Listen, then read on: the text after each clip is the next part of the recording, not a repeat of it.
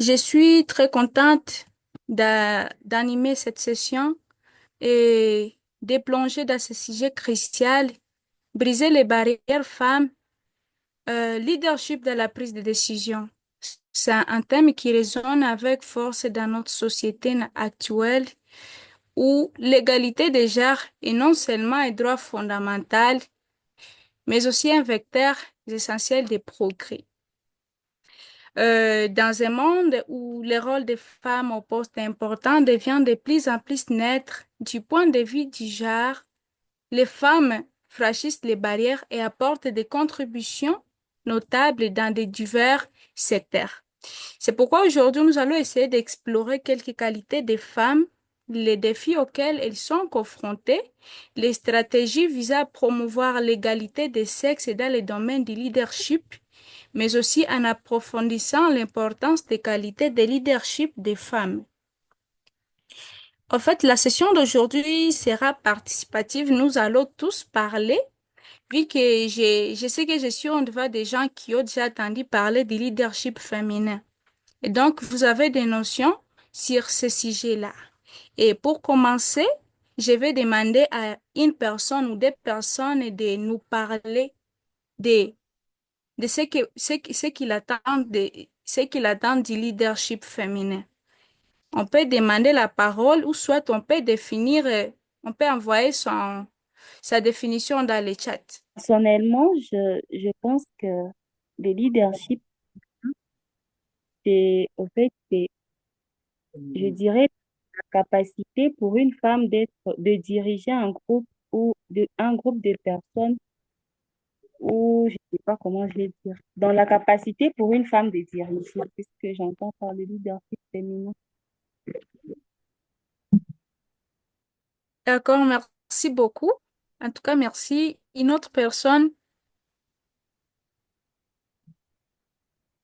il n'y en a pas, je vois dans le chat s'il y a un message. OK, merci beaucoup. Je vais directement donner la définition.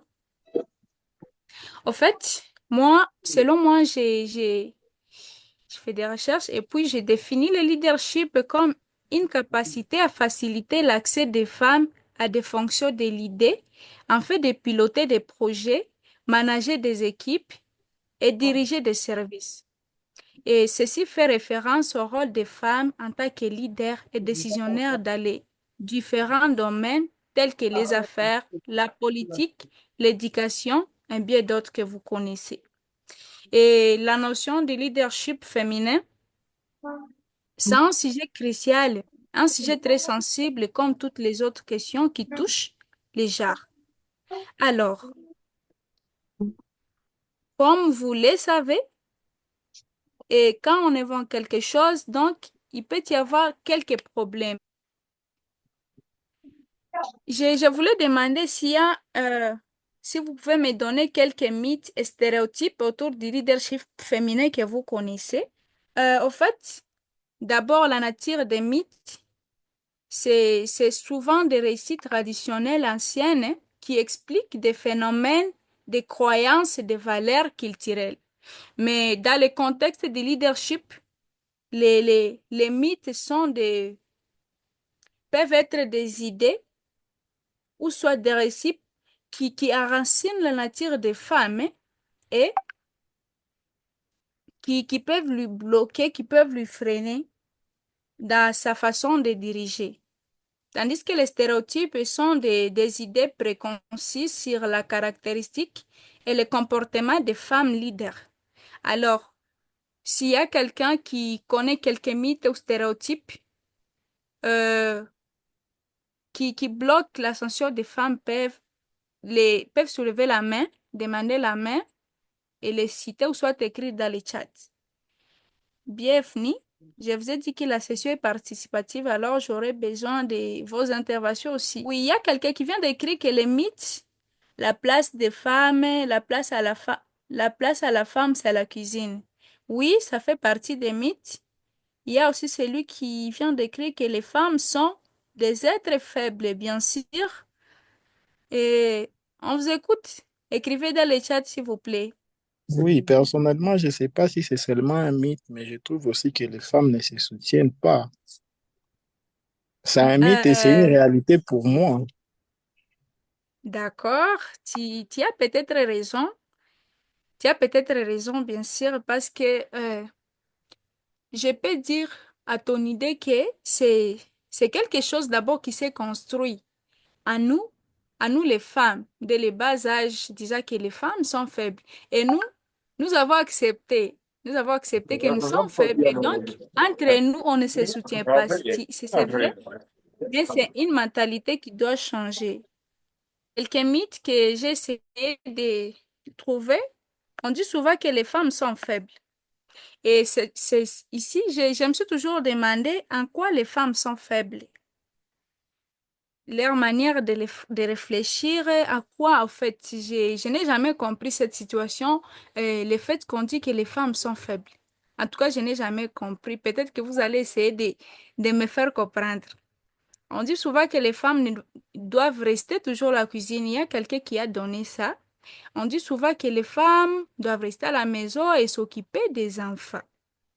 Ou les femmes ne doivent pas décider sur des questions importantes, que ça soit en famille, en politique, voire même dans les entreprises et organisations. Nous allons comprendre que ce sont des obstacles qui persistent que les femmes affrontent souvent. Ce sont des obstacles qui freinent à l'association des femmes.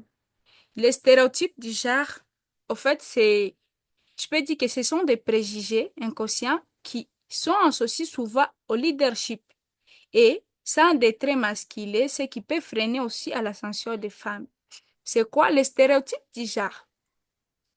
Et je peux dire en gros que ce sont des idées toutes faites, des raccourcis mentaux qui associent certaines qualités, certains rôles à un être humain, que ce soit un homme ou une femme. On a toujours tendance à imaginer qu'un leader, c'est quelqu'un de fort, quelqu'un de décidé, quelqu'un de compétitif. Fort malheureusement, ce sont des qualités qu'on associe plus facilement aux hommes, n'est-ce pas? Hmm? Alors que les femmes aussi, elles sont vues comme des, des personnes empathiques, douces et coopératives. Bien sûr, ce sont des qualités précieuses qu'on attribue aux femmes, mais pas toujours perçues comme essentielles pour diriger. On a toujours tendance à minimiser les compétences d'une femme, à douter de son potentiel, même si elle est plus qualifiée qu'un homme. On va lui accorder moins de crédit, moins d'opportunités, parce que seulement c'est une femme, elle est considérée comme un être faible, avec tous les mythes qui lui ont été attribués. Alors, je peux donner un exemple euh, d'une réunion d'équipe. Nous sommes dans une réunion d'équipe et puis on est en train de discuter sur quelques idées et il y a une femme qui présente une idée innovante et son idée, malheureusement, elle est ignorée ou minimisée.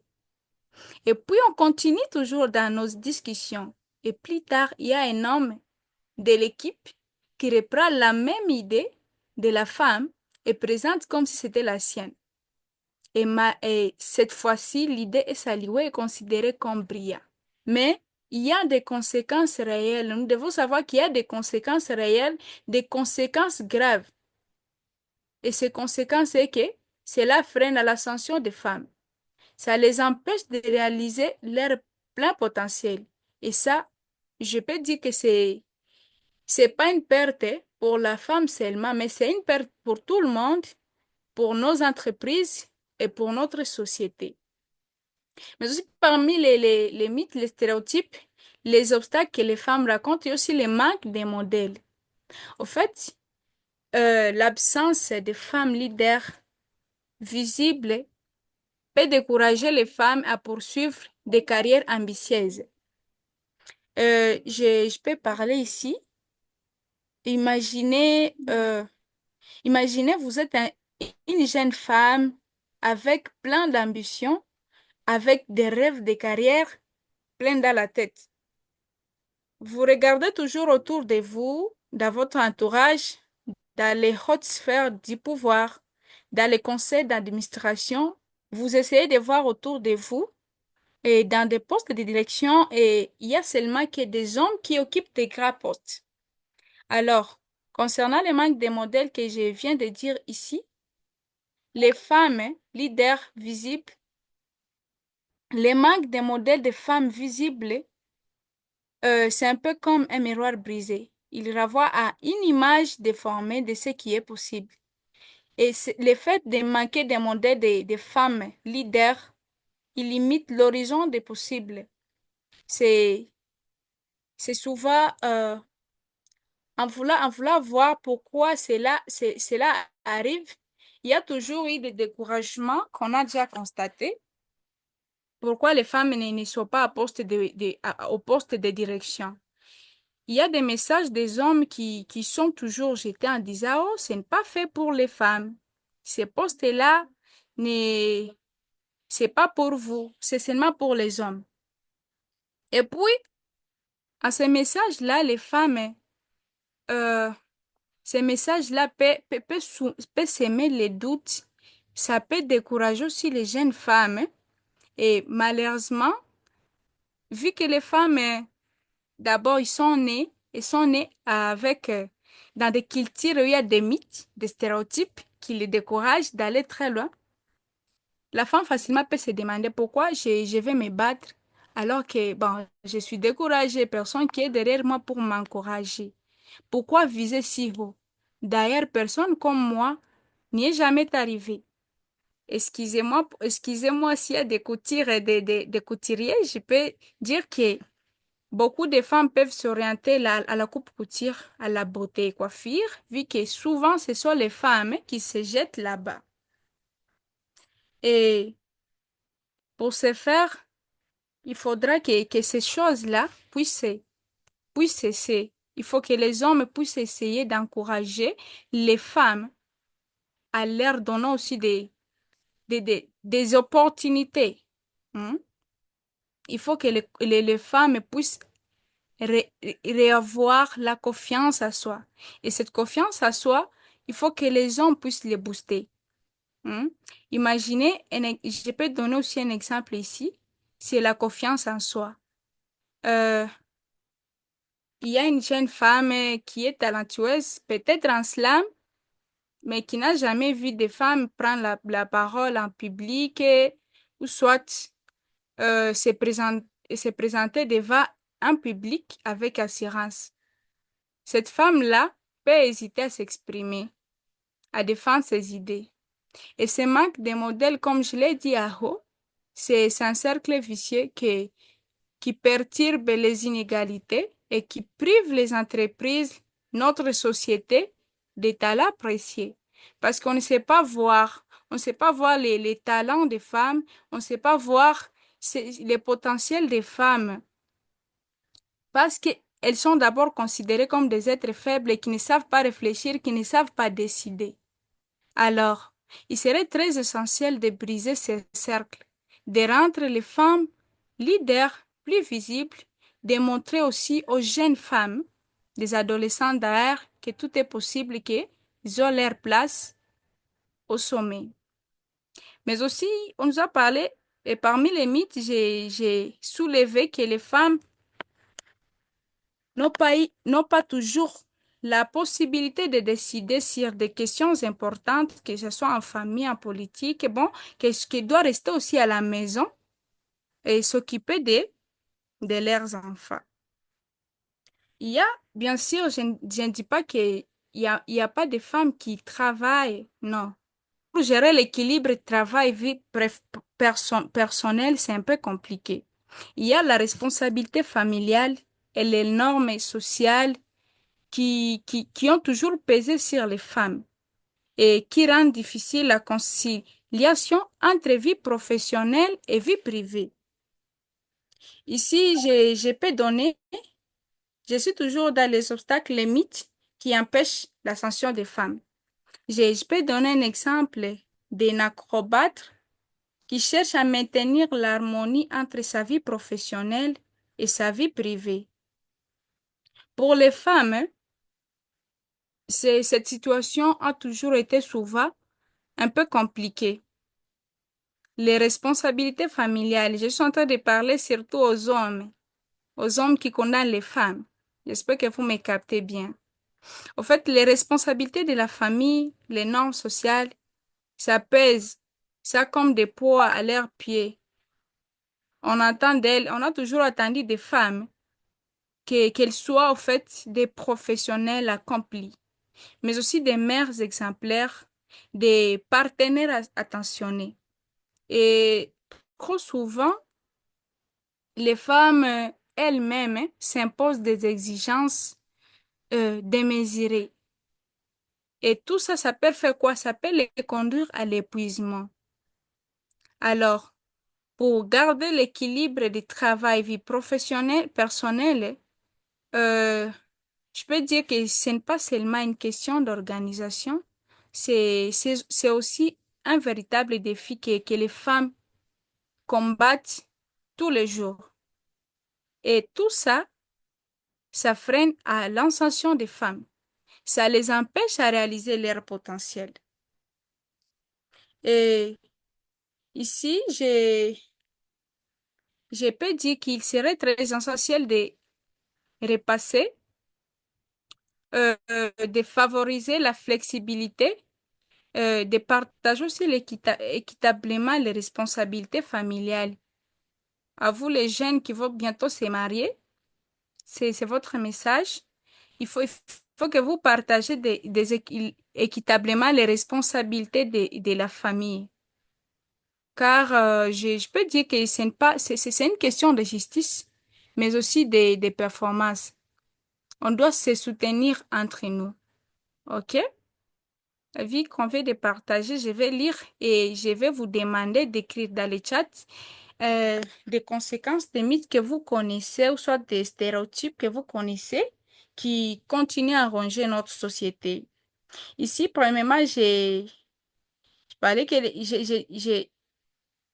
je me suis rendu compte que les femmes, les conséquences de ces mythes est que les femmes sont sous-estimées et cela crée un manque de confiance en soi. Oui, je venais de le dire là-haut. Les femmes perdent leurs ambitions et ne rêvent plus grand car leur potentiel n'est reconnu qu'en cuisine. C'est ce que je venais de développer là-haut aussi. Les femmes ont peur d'exprimer leurs idées ou donner leur avis et sont démotivées car leur voix ne compte pas. Elles vivent aussi dans la frustration. Le fait qu'on ne donne pas la parole aux femmes, le fait qu'on ne donne pas la possibilité à la femme d'accéder à des opportunités, de même que l'homme, le fait de négliger la femme, le fait de rabaisser la femme, disant que ben, elle est faible, elle, elle doit que s'occuper de ses enfants à la maison. Elle ne peut pas décider à des grandes, dans des grandes, euh, elle ne peut pas accéder à des postes de pouvoir. Cela frustre les femmes. Alors, je sais qu'il y a beaucoup de conséquences que vous connaissez aussi, surtout les femmes qui nous suivent. Veuillez donner quelques conséquences que vous connaissez qui peuvent freiner l'ascension des femmes, qui peuvent laisser à ce que la femme ne puisse pas aller loin de ses objectifs et devenir un beau leader. Ok, il y a Emmanuel Zagab qui écrit que j'ai aussi constaté que les femmes aiment rester en position de faiblesse au stade où l'humanisme a évolué, a évolué. Je pense que les femmes doivent aussi arrêter d'être trop défendues. Ah, Emmanuel. Ok. Non, moi, je peux dire ici quoi. Au fait, si les femmes, hein, non, les femmes ne restent pas dans la position de faiblesse. Ce sont des idées qui les ont, qui ont été transmises à nous. Mais, en tout cas, les femmes, on n'aime pas rester dans cette position de faiblesse.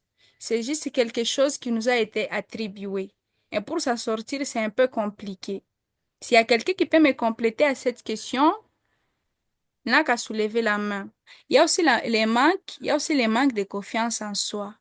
Oui, les manques de confiance en soi aussi, c'est parmi les conséquences de, de tous les mythes, de toutes les images qu'on attribue aux femmes de faiblesse. Tout ce qui concerne la jeunesse, il faut investir à 100%, bon, disons à 90%, parce que il est vraiment temps que la jeunesse se réveille, la jeunesse congolaise et tout. Puis avec le débat que nous sommes en train de voir comment est-ce que briser les barrières entre les femmes et les leaderships dans la prise de décision. Donc, je pense que ça va dans le même sens que le truc, la résolution 2250 des Nations Unies. Donc, la jeunesse congolaise est obligée d'être accro ou d'être éveillée par rapport à tout ce qui se passe dans le pays entier, pour ne pas citer les provinces en particulier. Après là, je pense que nous pouvons nous lancer un peu plus loin. On a fini avec les conséquences qui freinent qui sont là, qui sont provoquées par les mythes, les stéréotypes. Alors, ici, la question qui se pose, comment briser les barrières? Pour briser les barrières qui freinent l'ascension des femmes, il faut d'abord reconnaître que la femme a du potentiel. Il faut reconnaître qu'elle est capable tout autant que l'homme. Ce que les femmes, ce que l'homme peut faire, ce que l'homme est capable de faire, la femme aussi peut le faire. Il faut reconnaître cela. Cela peut aider à briser les mythes. Cela peut aider à briser les stéréotypes qui rongent l'association des femmes. Il faut aussi briser, il faut que les mythes soient brisés. Les stéréotypes qui bloquent la femme dès les bas âges. Il faut que les femmes soient encouragées, orientées et qu'elles soient accompagnées dans leurs idées, leurs rêves et leurs ambitions. Il faut que les femmes soient écoutées sans les juger simplement parce qu'ils sont des femmes. En parlant de ça, il faudra que un système d'éducation et de sensibilisation puisse avoir lieu, car il s'agira de déconstruire les stéréotypes de genre euh, du fait que, bon, souvent, depuis les plus jeunes âges, les stéréotypes du genre doivent être déconstruits dans le but de promouvoir l'égalité des chances et des changements de mentalité. Les femmes et les filles, on doit les présenter des exemplaires, des femmes, des modèles féminins qui, des femmes scientifiques, des femmes ingénieures, toujours dans les bas âges, des femmes qui ont réussi dans la politique. Je pense que cela peut permettre à ce que les jeunes filles puissent se projeter qui, dans des carrières ambitieuses et cela peut briser des stéréotypes. Mais aussi, on doit organiser, les campagnes de sensibilisation doivent être organisées dans notre société, soit dans les entreprises. Et là-bas, on doit mettre en place des programmes de mentorat pour les jeunes femmes, pour les aider à se développer, à développer leur leadership et à surmonter les mythes qu'on vient de citer là, les problèmes, les obstacles qu'elles rencontrent. Je pense que en investissant dans l'éducation et la sensibilisation, on peut créer une société plus juste et plus là où on peut créer une société où les femmes ont les mêmes chances que les hommes dans le fait de la réalisation des rêves. Il y a aussi ce que je peux proposer Il faudra aussi, pour briser ces stéréotypes, il faudra aussi que les mentorats et les parrainages puissent aussi avoir lieu. Les femmes doivent être soutenues dans leur développement professionnel. Et c'est là en les offrant des conseils et des opportunités. Parce que tu ne peux pas soutenir quelqu'un sans que tu puisses lui montrer la voie à suivre ou soit lui présenter quelque chose. Alors, les mentorats et les parrainages, ce sont des outils très puissants qui peuvent soutenir les femmes dans leur développement professionnel et ça peut les aider à surmonter certains obstacles et à atteindre leur potentiel. Alors, il y a beaucoup, comme on l'a dit ici, parmi pour briser, il y a aussi les changements de mentalité qu'on peut citer. Euh, changer les mentalités des gens, c'est vraiment une étape très importante pour briser les barrières qui freinent et qui entravent le leadership féminin. Ici, il s'agit d'une question de remettre les normes sociales, la compréhension des femmes, la compréhension des femmes déjà, la culture qui limite les femmes. Il faudra qu'on encourage les hommes à être des alliés, de célébrer les réussites des femmes. Alors, j'ai, à quoi consiste le changement des mentalités dans ce sens-là? Ici, il s'agira de remettre en question les normes sociales et culturelles. On doit lutter contre les stéréotypes de genre qui, qui souvent associent les femmes à des rôles traditionnels et qui limitent leurs ambitions professionnelles. On doit aussi remettre en question les attentes sociales qui pèsent sur les femmes en matière de responsabilité familiale et domestique. C'est qu'on a invoqué la haut des travail, vie personnelle et professionnelle. Ça, on doit remettre en question. On doit aussi promouvoir une vision plus égalitaire des rôles des femmes et des hommes dans la société. Il y a aussi un point qu'on doit faire, c'est encourager aussi les hommes et les hommes qui me suivent. Vous devez encourager, vous devez être des alliés des femmes. On doit sensibiliser, on doit se sensibiliser, les doivent se sensibiliser euh, sur les inégalités des genres. Et on doit savoir que ces obstacles, on doit savoir comment gérer, comment être allié, comment encourager les femmes. On doit soutenir activement les femmes. Les hommes doivent être à côté des femmes pour leur développement professionnel. Ils doivent les encourager à leur offrant des conseils, de soutien et de les orienter. Mais aussi, on peut créer des espaces de dialogue et de collaboration entre les hommes et les femmes pour la promotion de l'égalité des genres. Mais aussi, nous les femmes, comme tout homme aussi, a besoin d'être félicité au fait de ce qu'il fait. Alors, on doit aussi encourager, on doit célébrer les réussites des femmes leaders. Euh, c'est là en mettant en lumière leurs contributions, leurs réussites dans tous les domaines. Mais aussi, ici, on doit créer aussi des modèles des femmes inspirant pour les jeunes femmes et les encourager à poursuivre des carrières ambitieuses. Alors, pour encourager les femmes, les jeunes femmes, on doit les présenter des femmes pareilles, on doit les encourager à s'inspirer des femmes qui ont déjà réussi. Mais aussi, on doit organiser des campagnes. C'est parmi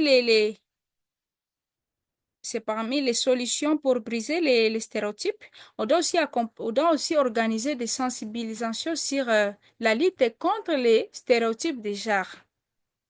Il y a des organisations qui sont là, qui peuvent essayer de lutter et mettre en place des campagnes de sensibilisation pour déconstruire les stéréotypes. Là, j'ai fait appel aux organisations qui œuvrent dans, dans ces questions ici déjà. Il y a aussi les médias qui peuvent intervenir. Il y a aussi, on doit aussi on doit aussi organiser peut-être des campagnes qui visent à promouvoir une image des femmes euh, plus diversifiée et réaliste.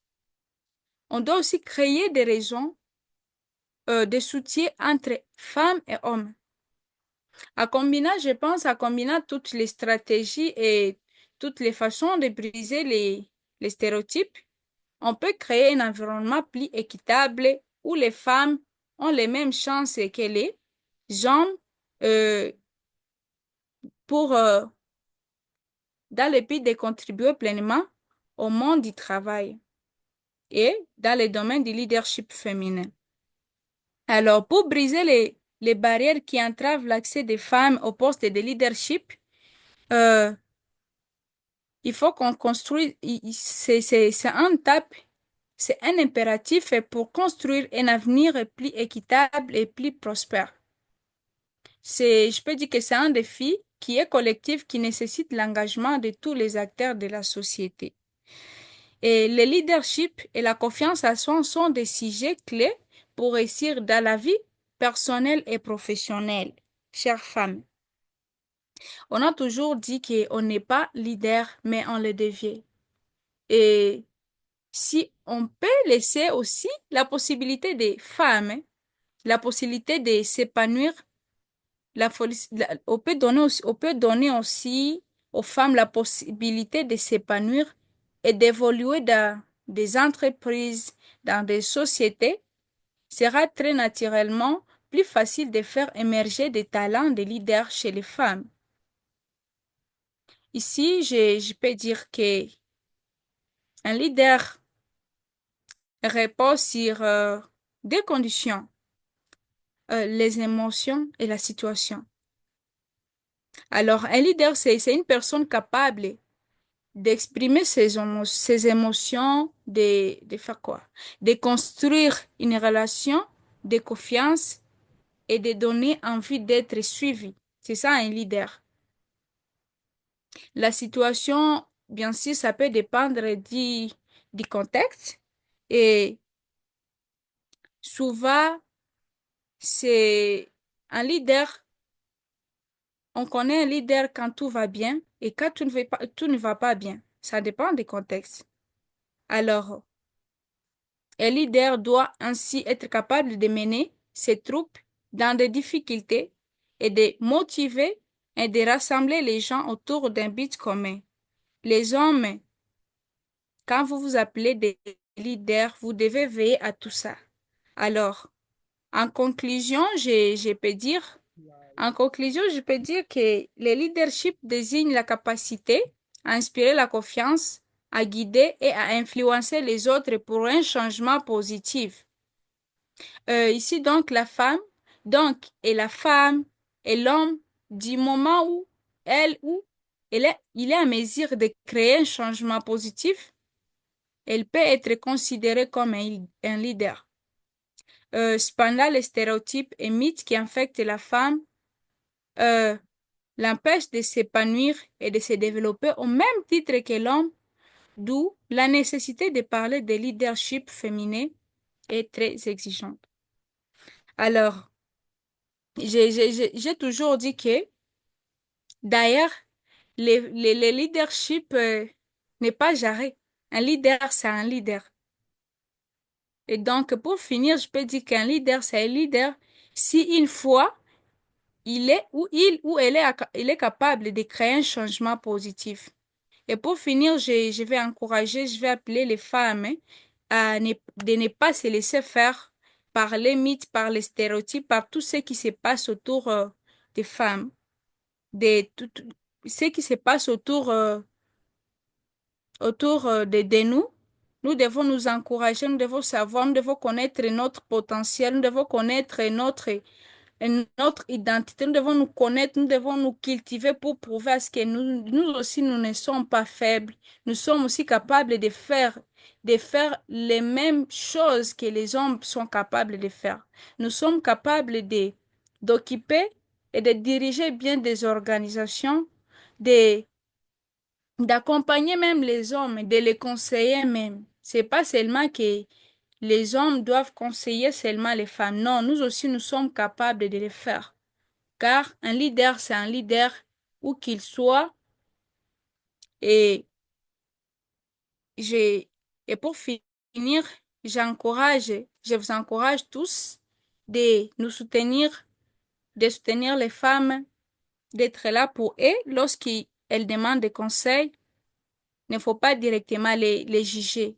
Il faut lutter contre ces stéréotypes et des mythes qui enfreignent la situation des femmes. Merci de m'avoir suivi. Nous allons continuer. Merci pour la présentation. Nous allons maintenant rentrer dans les chats pour lire un peu les commentaires que nous étions en train de recevoir pendant la présentation. Il y a Emmanuel Zagabe qui a parlé des femmes dans une conférence. Quand c'est une femme, donc quand on demande que la règle dit que ceux qui lèvent les mains, les premiers doivent aussi parler en premier. Quand c'est un homme qui a levé la main avant la femme et qu'on dise priorité aux femmes, les femmes se contentent de ça au lieu de s'adapter au rythme de la règle. Là, je pense que toutes les femmes qui sont ici, nous devons apprendre à nous conformer. Si nous voulons que nous soyons traités au même titre que les autres, alors nous devons aussi être prêtes à affronter les mêmes circonstances que les autres. Si on dit que la place appartient à la personne qui est arrivée la première, faut pas que tu te taises et que tu te calmes là où tu es comme femme en disant que même si j'arrivais la cinquième, la place sera toujours la mienne. Non. Étant des femmes, nous devons savoir que si nous voulons occuper des premières places, nous devons aussi être prêtes à payer le prix de la première place, à travailler comme ceux-là qui ont mérité d'être à la première place. Alors, ne soyons pas contentés de nos faiblesses, mais travaillons aussi dur comme des femmes pour mériter certains postes, certaines responsabilités. Il y a un autre qui a dit que le problème n'est pas dans la considération de la position. C'était un long message, mais ce que j'ai retenu de ces messages, c'est que nous devons apprendre en tant que femmes que nous ne devons pas être encouragées parce que nous sommes des femmes, non. Mais nous devons être encouragées parce que nous avons accompli au fait des choses qui méritent des encouragements, des choses qui méritent d'être célébrées. Si la personne est en train de dire que si l'idée d'une femme n'est pas prise en compte quelque part, peut-être que l'idée n'est pas bonne et qu'elle n'est pas prise en compte, on va directement par la marginalisation. Pourtant, si c'est l'idée d'un homme qui n'est pas prise en compte, l'homme peut facilement comprendre. Du coup, il semble que nous, les femmes, nous aimons vraiment être trop considérées parce que nous sommes des femmes, mais je me dis que c'est bien d'être acclamées parce qu'on l'a mérité, mais pas seulement parce que nous sommes des femmes. Il y a Akonkwa qui a dit que les femmes sont déjà partout. Ça, c'était un encouragement. Donc, si tu es une femme et que tu es encore derrière, dis-toi que ce n'est pas ça ta place. Il y a des femmes qui sont présidentes, il y a des femmes qui sont ministres, il y a des femmes qui sont dans les affaires, il y a des femmes qui sont leaders. Donc, les femmes sont vraiment partout. Nous devons aussi apprendre à chercher ces places-là, nous devons les mériter. Quelqu'un a dit qu'il pense que cela dépend de l'environnement de la femme, tout à fait.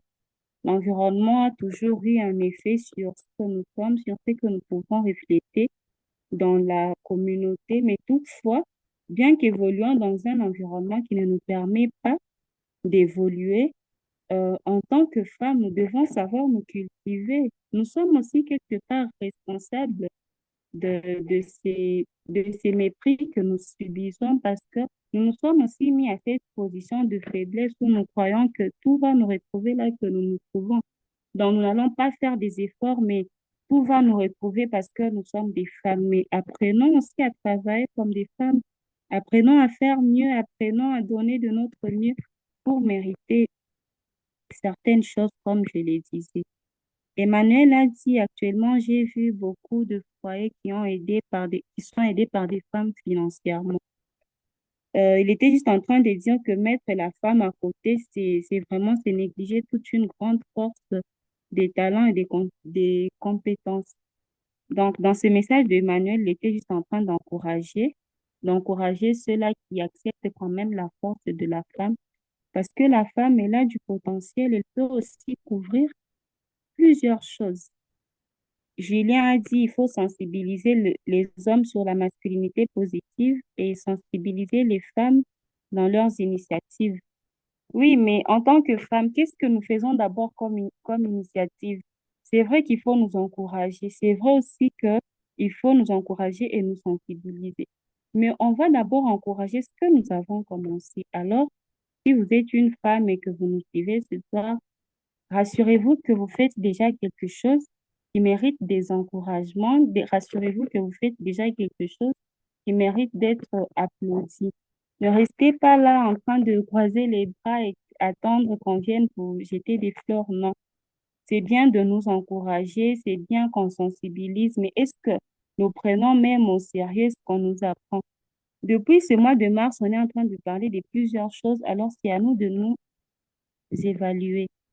Il y a Georges qui a dit, celui qui éduque une femme éduque toute une nation. Oui, ça c'est sûr. Les femmes doivent être courageuses, surtout faut pas sous-estimer, peu importe ton projet, il faut toujours le présenter. Il y a Félix qui a dit, développer sa présence est l'une des stratégies les plus importantes que les femmes peuvent utiliser pour réussir dans les affaires. Ça, c'était un commentaire très intéressant. Et en titre de conseil, je peux nous conseiller de les lire tous. Il faut encourager les femmes dans leurs initiatives. Euh, Quelqu'un a dit que la femme, c'est la vie. Quelqu'un d'autre a dit, je suis entièrement d'accord, il est temps de reconnaître le potentiel incroyable des femmes et de les soutenir dans leurs ambitions. Ça, c'est très exact.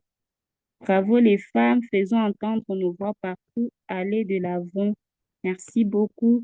La femme n'est pas prisonnière de nos cultures, mais elle doit se battre avec les mêmes armes que les hommes utilisent. En bref, plus jamais de discrimination positive. Ça, c'est exact. C'est ce que j'ai dit au début. Si nous voulons avoir la place que les autres ont, nous devons aussi apprendre à travailler comme ils travaillent aussi. Merci beaucoup. Merci pour toutes ces personnes qui ont commenté. Merci pour tous les commentaires. Nous venons de vous lire avec attention. Oui, merci beaucoup pour la parole. Vraiment, les sujets m'ont captivé et j'ai été éduqué par rapport aux interventions qui ont été, euh, qui ont été évoquées dans les chats. J'ai juste une suggestion c'est une suggestion et un conseil à partager avec les femmes qui sont dans cette conférence parce qu'il y a eu quelque chose qui m'a personnellement touché, qui a été évoqué dans la conférence. On nous a dit qu'il faut soutenir les femmes dans leurs initiatives, mais il reste à souligner qu'on doit soutenir les femmes par rapport aux compétences qu'elles ont. Donc, on ne peut pas soutenir une femme parce que seulement c'est une femme, c'est parce qu'elle a des compétences. Et pour acquérir des compétences, elles doivent se mettre à travailler, elles doivent se mettre à apprendre, que ce soit à l'école, que ce soit avec de nouvelles technologies, et ne pas se mettre juste à la distraction. Ils doivent avoir des compétences et c'est grâce à ces compétences-là qu'elles vont se faire respecter dans la société. Donc, pour ce qui concerne l'émancipation de la femme, ça passe d'abord par la femme elle-même, puis maintenant par les autres genres. Si on parle des hommes, bien sûr, les hommes ont une responsabilité dans cette émancipation-là, mais ça commence d'abord par la femme comme personne. C'est juste ça, merci. Merci beaucoup, Jonathan. Pour finir cette session, je vais essayer un peu de parler de nous parce que pour certains, c'est peut-être la première fois que vous vous connectez à notre plateforme. Nous sommes Skillwatt, nous sommes une plateforme qui est dédiée à la promotion du partage des connaissances. En tout cas, c'est ce que nous faisons généralement. Notre mission est de contribuer activement au développement professionnel et personnel de nos participants. en leur offrant des ressources et des opportunités d'apprentissage adaptées à leurs besoins. L'objectif que nous avons et que nous poursuivons depuis que nous avons commencé, c'est de promouvoir en fait le partage des connaissances et l'apprentissage dans divers domaines. Alors, qu'est-ce que nous faisons comme Skillwork? Quelles sont les activités que nous organisons? Nous organisons des webinaires mensuels chaque dernier vendredi du mois, naturellement, et généralement, nous organisons Hello? des webinaires. Et à part ça, nous faisons aussi des formations diversifiées. Ce sont des formations dans différents domaines. Mais pour ces formations, en fait, ça dépend des C'est besoins moche. que les participants présentent. Donc, si vous avez besoin d'une formation dans une certaine discipline, vous pouvez intégrer le groupe WhatsApp, comme je venais de le dire, et vous soumettez votre demande. Nous allons évaluer, nous allons voir combien de gens seront intéressés et nous pouvons vous offrir cette formation et vous donner les modalités. À part ça aussi, nous avons des séances de capacitation, c'est toujours dans les mêmes angles que des formations. Cela, c'est pour juste renforcer nos compétences. Pour ce mois de femmes, nous avons eu une session spéciale que nous avons dénommée spéciale femmes et qui est déjà en train d'être clôturée aujourd'hui. Pour ce mois de femmes, nous avons organisé trois sessions d'enseignement, trois sessions de webinaire. Alors, nos portes sont ouvertes pour tout le monde. Nous recevons tout le monde. Si vous avez une connaissance dans une discipline quelconque, dans un domaine quelconque, vous voulez aussi partager votre connaissance. Comme il y a quelqu'un qui a dit que de tels points ne sont pas souvent parlés, est-ce qu'on peut en parler chaque vendredi? Nous sommes disponibles. Si vous avez un point qui vous pique, qui vous marque et vous trouvez la nécessité d'en parler, vous pouvez toujours nous écrire et nous allons vous programmer. N'hésitez pas surtout d'intégrer le groupe WhatsApp. Le lien est dans le chat. Vous pouvez intégrer notre groupe WhatsApp et là, nous allons vous balancer tout le programme du mois d'avril et pour la suite de l'année. Alors, nous vous remercions sincèrement pour votre participation qui a été pas seulement massive, mais aussi active. Vous avez été actif, vous avez interagi, vous avez été participatif. Alors, nous vous disons merci, merci pour cela. Pour le reste, je vais vous prier d'intégrer notre groupe WhatsApp. C'est là que nous envoyons des communiqués, c'est là que nous envoyons tout ce qui nous est important, nos programmes, nos activités, nous les partageons dans le groupe WhatsApp.